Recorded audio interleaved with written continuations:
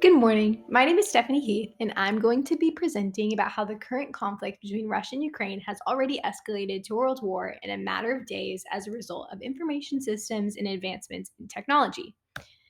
I want to begin with a short video that briefly covers the current history of warfare that's currently occurring in Russia and Ukraine. Growing cyber army of hackers committed to defending Ukraine and attacking Russia. In these cyber attacks, waves of phishing emails hit Ukraine's military personnel, allegedly originating with a Belarusian hacking crew. Distributed denial of service or DDoS attacks, which flood websites with traffic until they collapse, continue to inundate government targets.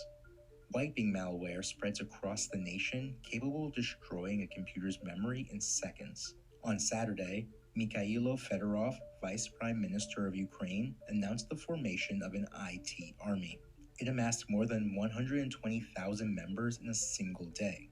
It has given out lists of targets, including websites of the Russian government and businesses. For the first time in world history, people are able to participate in war regardless of their home country's perspective and without being physically present.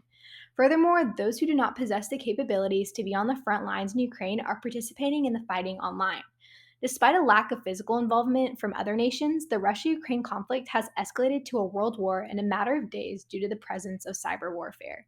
It is likely to assume that the cyber attacks that have occurred have been a result of more volunteer hackers and other cybersecurity experts than the Ukrainian and Russian governments.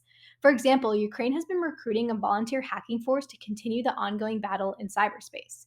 The volunteers are told which software to download and are teaching themselves how to go after large Russian targets, such as the state owned Bank of Russia. The same strategy is being employed in Russia as well. A Telegram channel called Russian Cyberfront instructs Russian hackers to target Ukrainian government websites in order to gain access to confidential information about Ukrainian citizens, which can be utilized by the country to fight the physical war. Cyber warfare has allowed the Ukrainian and Russian citizens to become a part of the fighting from their own homes.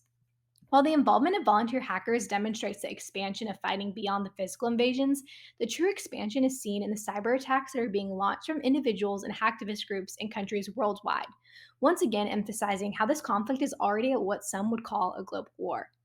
The hacktivist group Anonymous has gone as far to declare war on Russia independently of the nations that its members belong to.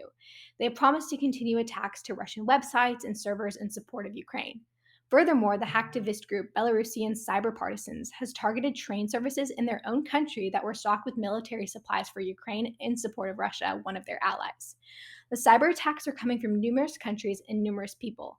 One of the greatest advantages of this type of warfare for hacktivists is that their impact cannot be traced back to their name or home country. This advantage is the reason the war has escalated to a global conflict with little to no consequences facing countries or people other than those in Russia and Ukraine.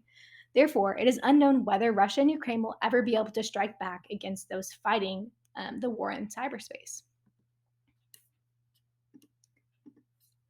While those outside of Russia and Ukraine have involved themselves in the war, that have involved themselves in the war have seen no significant consequences of their actions at this time, it is not unlikely that they will at a point in the near future. In the United States, the FBI, US cybersecurity agencies, and the Department of Homeland Security are warning financial institutions, critical infrastructure, government providers, and internet providers to take precautions and prepare for themselves for the consequences of the war happening thousands of miles away. The attacks could come from the Russian government or individuals that feel strong sentiment with Russia, making the defense process for countries like the United States really difficult. These countries are being warned to increase their security as tensions rise, as those who are unprepared will inevitably suffer greatly despite a lack of physical invasion in their country. The conflict currently ensuing in Ukraine as a result of Russia's recent invasion is not isolated to the Eastern Europe region. As you can see in the little chart that I made, I attached sources and targets of cyber warfare, and I created each of these pieces of the pie chart equal because cyber warfare doesn't really discriminate. Anyone can be attacked and anyone can attack.